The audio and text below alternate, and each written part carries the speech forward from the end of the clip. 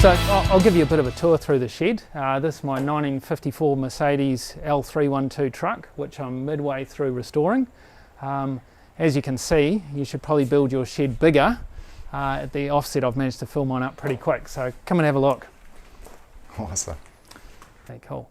So I like getting into quite a bit of DIY. As you can see in the shed, there's quite a few different projects around. So let's have a look at a few of them. And that's what a big shed enables, is lots of projects on the go, so it's quite exciting. This is a 1936 Velocette GTP motorbike. It's a two-stroke bike, pre-war as well, with old girder forks, midway through restoring. So this is the cab to the 1954 Mercedes truck. This is what it will look like, something similar to this when it's finished.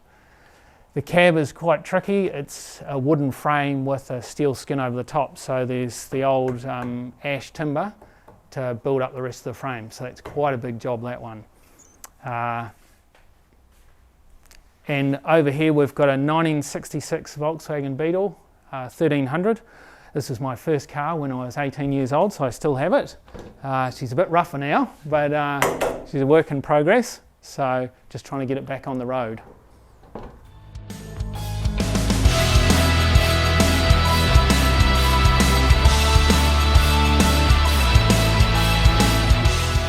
This bike here is another pre-war motorbike. It's a 1938 Velocette Max. It's got the old girder forks, quite a bit of work to go on it, and you would have seen over there the 350cc engine in it, and the old Volkswagen engine next door.